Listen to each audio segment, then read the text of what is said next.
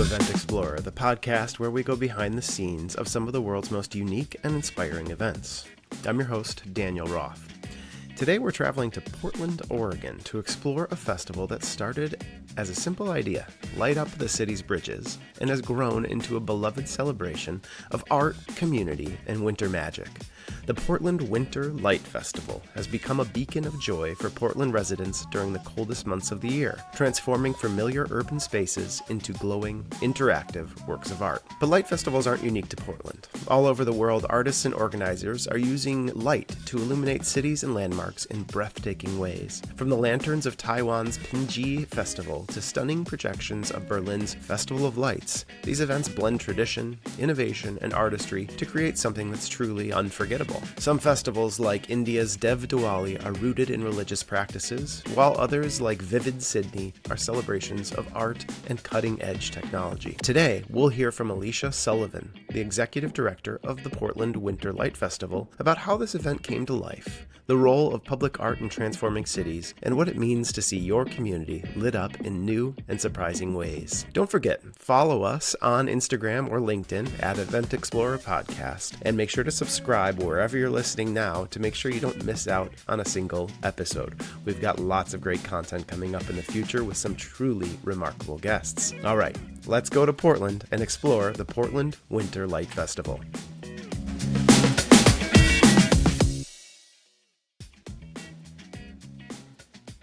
Okay, well, leading a festival that draws nearly 200,000 people and transforms Portland's darkest winter nights into a celebration of light takes creativity, passion, and expertise.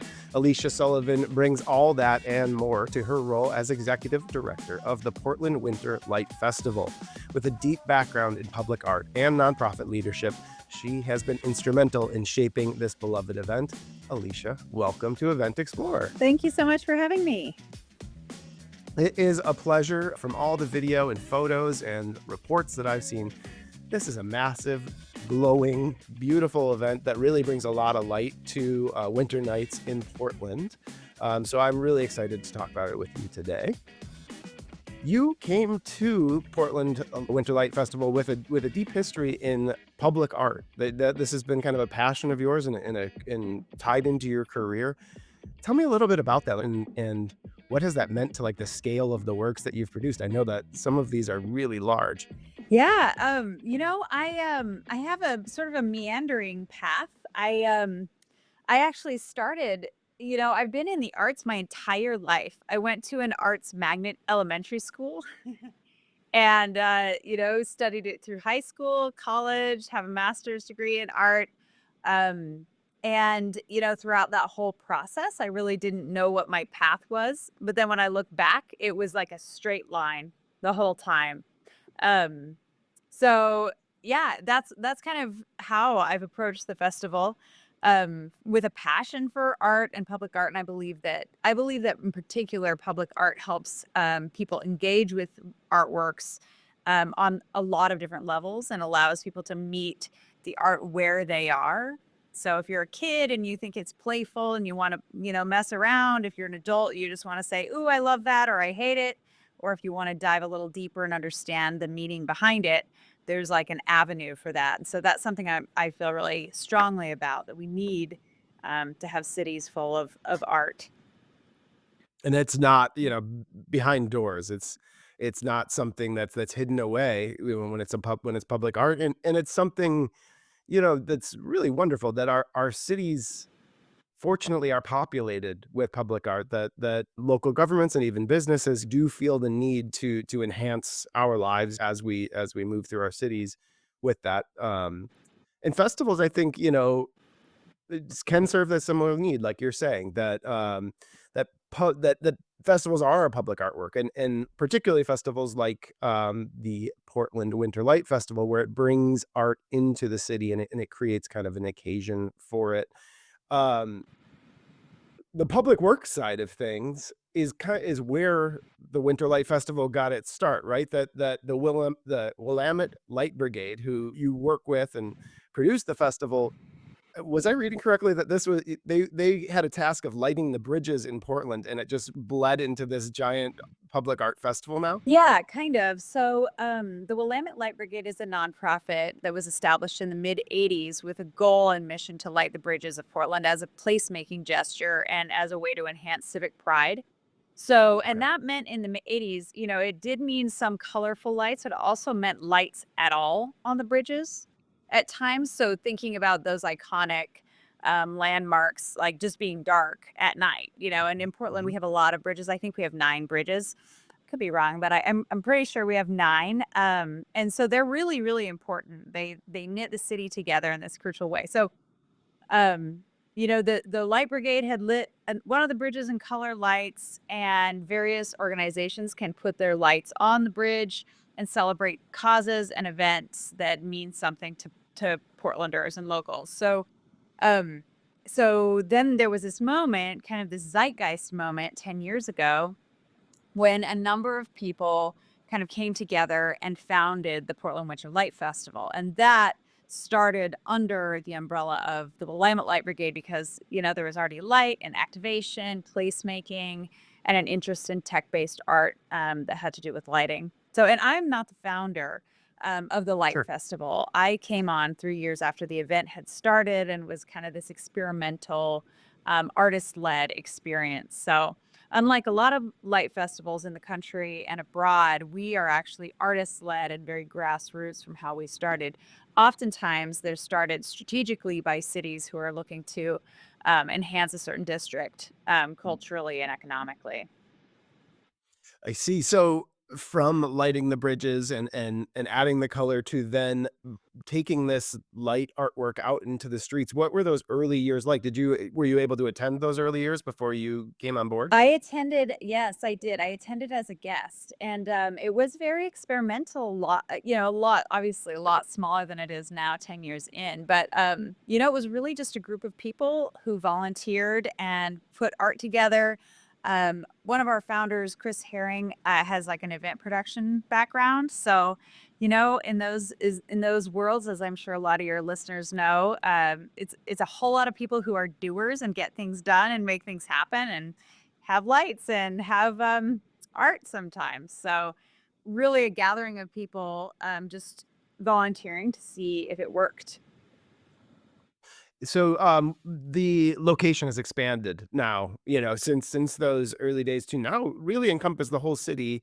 And as I mentioned in the intro, I mean, close to 200,000 people are attending. I'm sure people are coming in from all over the region to see this now because it is quite the spectacle and it takes place, over a couple days or weeks, right? So, tell me about the scale of the festival now that it has grown.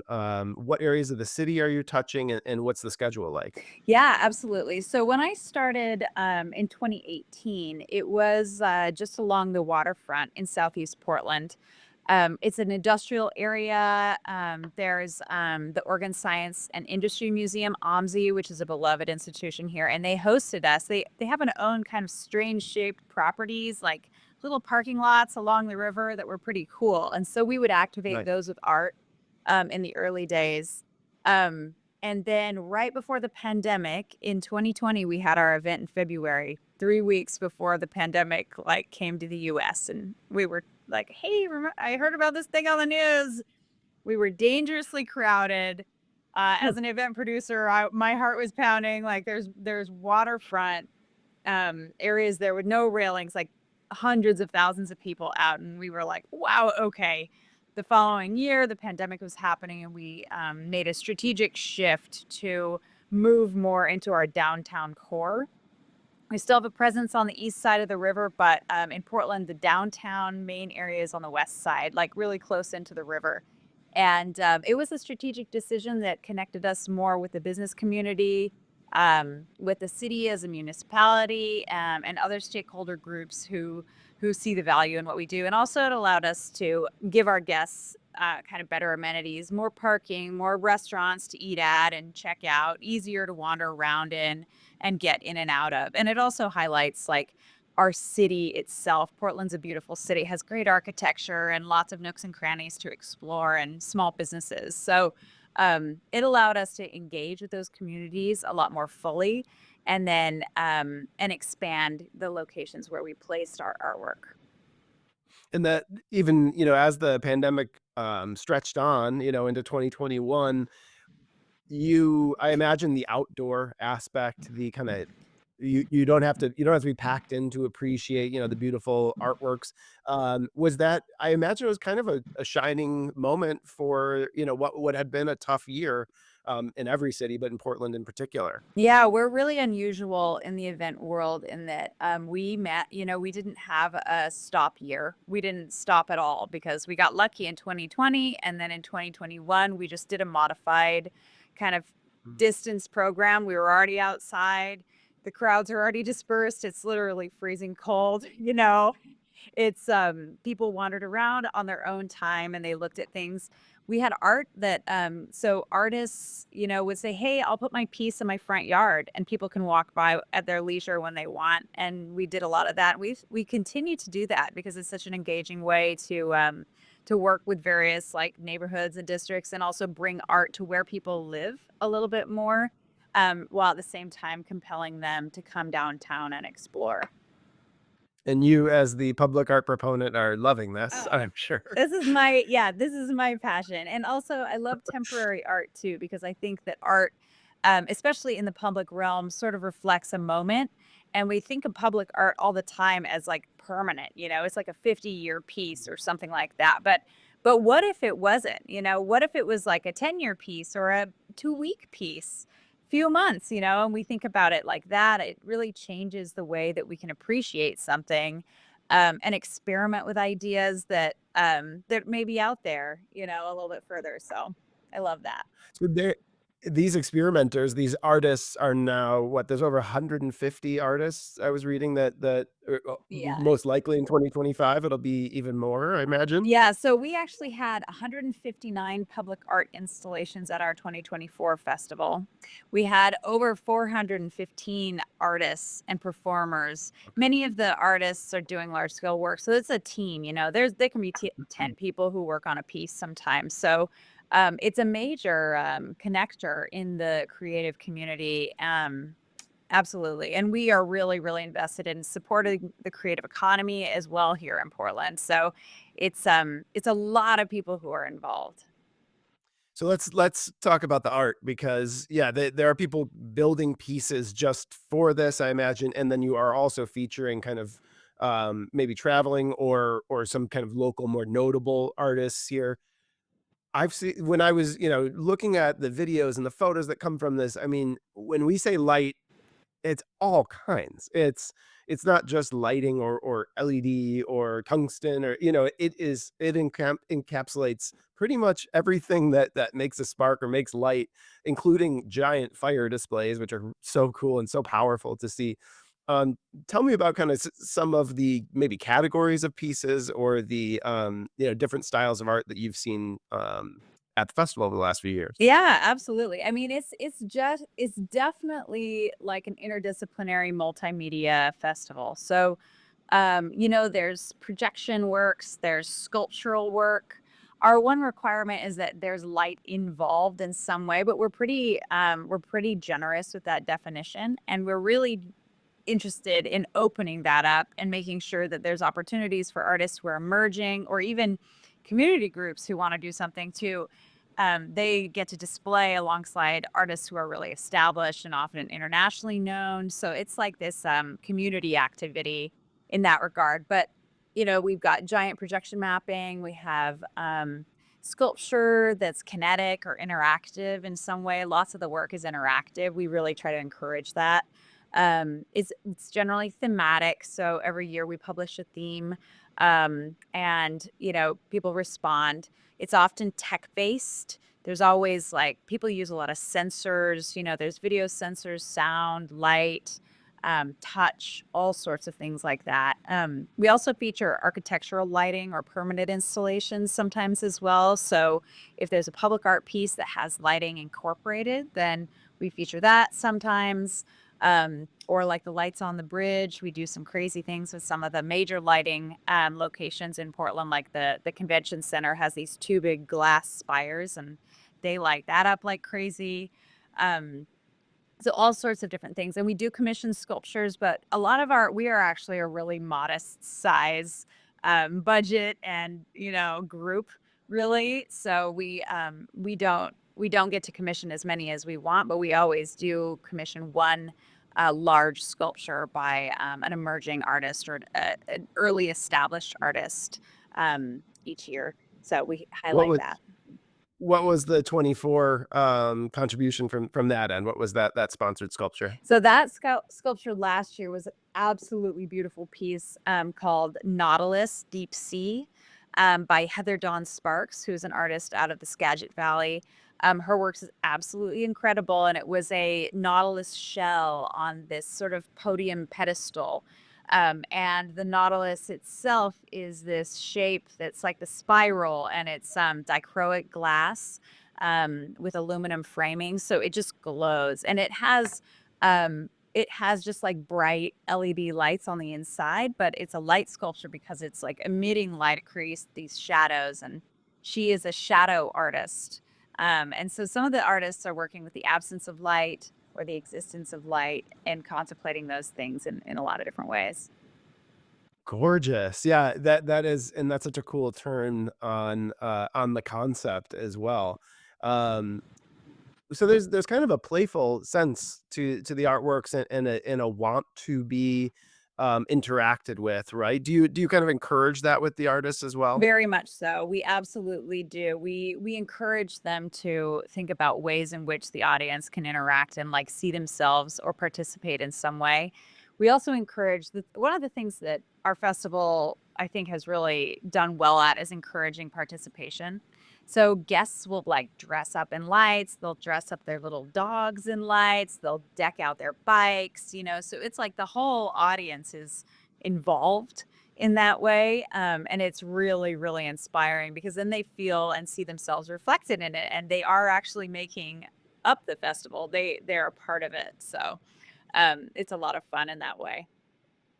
Very cool, the participatory nature, and that, yeah, people have an occasion to kinda try stuff out or to express their own kind of, Portlandia, style, and I know there's a lot of maker kind of culture and DIY culture in Portland, so I'm sure people just jump at the chance to be involved.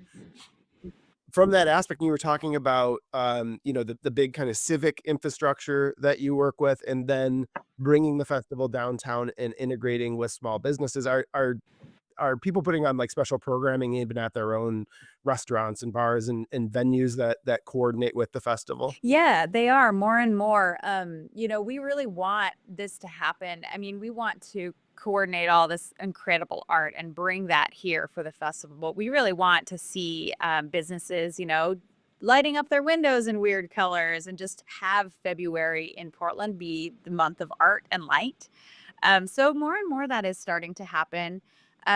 We bring sculptures in, we put them in these large what we call anchor sites, which are our three major produced areas, and then we put art that's like pop-up art in windows, in active or empty storefronts all over Oh, town, cool. so people can like go on this art scavenger hunt.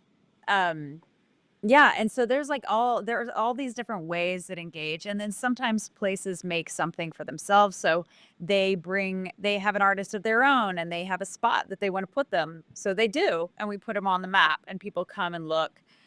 We work with architecture and design firms and fabricators who want to give their employees an option to, like, do something playful and make something different than, the buildings maybe they normally are building.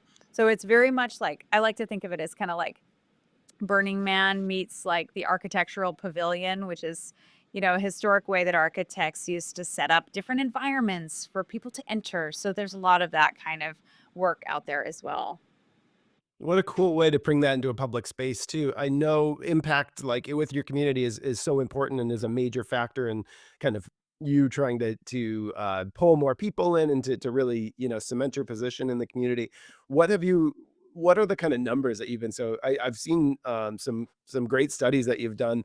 What can a light festival kind of bring to a downtown area, especially, in a winter month that might be a more dead month? Like, what has the effect been? Ours has been really remarkable over the years since we moved downtown, or largely downtown. I always say that we do have a presence on the other side of the river still, and that's important here. But We brought in an estimated economic impact of $10 million last year.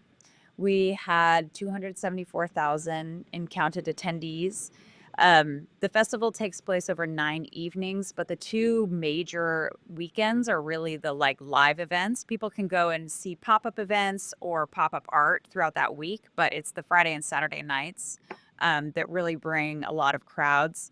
And as I'm sure you've heard in the news, Portland has had a hard time with getting people back downtown, work from home, all these things that have been happening here. And so it's really, really remarkable to see the streets full of families smiling at night in the cold, you know? So it's a lot of people, a lot of impact. You know, we have people coming from out of town. And I think I said we had 159 pieces last year at 98 different locations throughout the whole city and throughout the whole Portland metro region.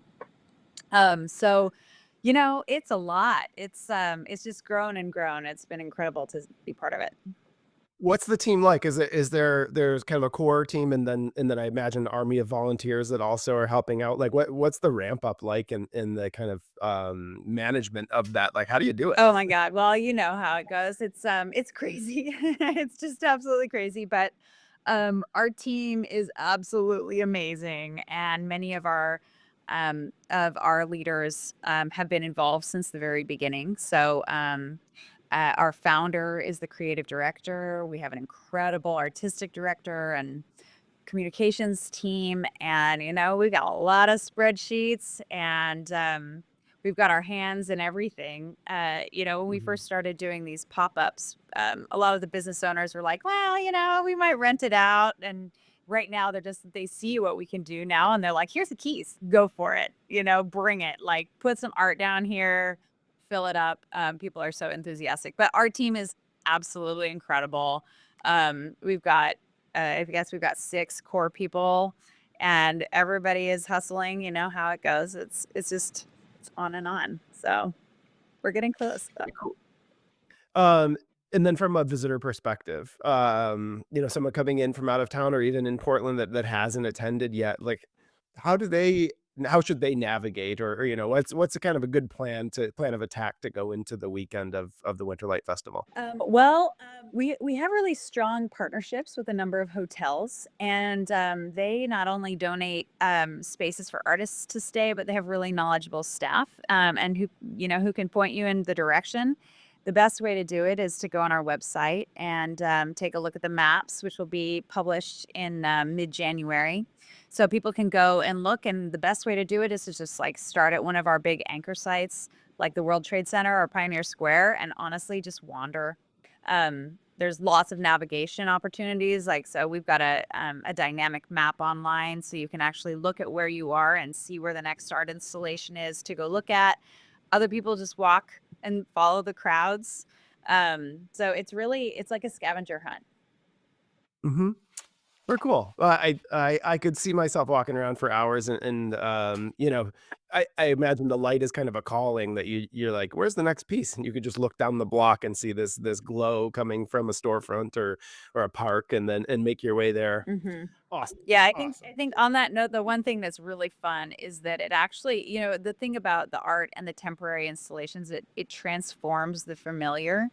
So what's really cool is when you're walking around with this eye, you're looking for art or you're looking for light, and then you're like, "Oh, that sign, is that part of this?" You start seeing these things that you see all the time in this different way, and you notice like, "Oh, that car wash has like a rainbow LEDs, like, or, whatever weird little thing." And it's really, really fun to kind of transform this landscape that everybody knows into something different.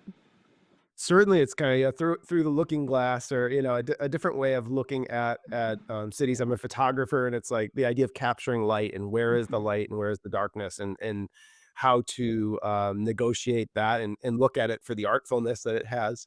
Alright, 2025, we're a couple months away. I know you're in the big run up here. Anything you're excited for or kind of surprises or anything that is gonna be different for 2025? Yes, absolutely. Oh my gosh, we have so much in store. I think I mentioned it's our 10th anniversary. So we are looking to really blow it out of the park. We've got an international artist coming from Brazil. We've got people flying in from all over the country with their work. Some favorites from the past, we're working on a fire-breathing dragon, a giant 17-foot tall fire-breathing dragon down at Waterfront Park. And we'll be activating our major sites. What we call the Electric Blocks, Pioneer Square, and the World Trade Center are kind of these live event sites. So those will be absolutely full of art. But we're also working on placing some kind of Easter eggs around as well, in areas we don't normally have a chance to put large sculptures in. We're working on putting a sculpture on top of a building, on a single-story building, on a so people can walk around and see what is that up there. There's a sculpture. We're working on an extra giant projection this year. Still not entirely confirmed, but lots and lots of things in the works. More fire sculptures, as always, and performances. Over the last few years, we've been doing an opening performance, so we'll have a really dynamic, like, kind of opening ceremony that kicks everything off on the first night this year. Um, and so much more. I mean, so much. It's gonna be really fun. Amazing, amazing. Well, I have the opportunity to pick your brain for a second. So I'm just wondering, from the public art perspective and from now with all this experience with light as a medium, what can light do to enhance spaces? What's kind of your pitch as your executive director of a light festival? Like, why should a city be interested in a light festival, or why should someone? I know you talked about seeing the city in a different way. Can you expand on that, or what has it kind of taught you about the dynamics of a city at night? It's kind of a place that people have a little bit of fear or apprehension or mystique about, and it's like, don't go downtown at night, that kind of thing. And you're flipping the script on that. What's it taught you over these Oh years? my goodness, that's such a great question. Oh, so much. So what's really interesting is our group is embarking in the very early stages on a larger effort to do a comprehensive bridge lighting. And we want to light, our goal is to light all of the bridges in Portland with dynamic color lights. And it's Mm. been really interesting to see that mission kind of come back around, because the Light Festival has really proven the power of this nighttime placemaking and nighttime activations, and like the power that art has and the appetite people have for art, because it's really transformative. When you see something familiar, that's different in some kind of creative or unusual way, it's just very satisfying. And I think that art really has a strong role to play in the future of our city. And yeah, exactly. The night is something that's often underutilized or not looked at. And creating spaces that are geared around night or geared around experience. And also, it gets dark really early here in the winter. So it's arguable if it is even night at 4. But those kind of We're things almost there in are really Michigan too. interesting. Yeah, and it's pretty far north too, so it's like people really have an appetite for light and color and celebration in that way. And the festival has just proven that over and over again. It's been incredible to see. And we are really excited to lean into that as much as we possibly can. That's beautiful. Yeah, cool. I mean, yeah, it's so intriguing, and it almost marks, you being in February kind of like marks that spot of like, this is the dark, light is here. This, yes, it's been dark through January. I'm tired. It's winter, but now look at how much fun I'm having. And don't I hope it never gets I hope the days are never long again so we can have Yeah. more light for Yeah, it people to often come feels like the end. It's kind of the last push. It gets out. really brutal here, and that time of Yeah. year is very Yeah. gray and drab, and so it's like a little push till the end, and you can kind of see the end in sight at that time of year. Well, you are cutting through the mystique that Portland is, yeah, this dark gloomy thing in winter, and you are providing a beacon of light, and you and your team, and incredible, and the artwork is gorgeous. So I'll share that all on the feed and through the video, just to be sure people can get a sense of this, because it's at its 10th year. This is worth the trip. Like this is changing the face of this city. And where else can you go and see 160 temporal lit up gorgeous artworks while visiting the amazing food scene in Portland as well? I'm sure like that the integration of that is huge too. So Mhm. excellent work. Looking forward to seeing what happens in 2025. Keep up the awesome efforts, and I hope you can be a catalyst for even more light festivals around the country. I think your team is doing something amazing that should spread, right? I do too. Thank you. Yeah, take care. Thanks for joining. Thank you for having me.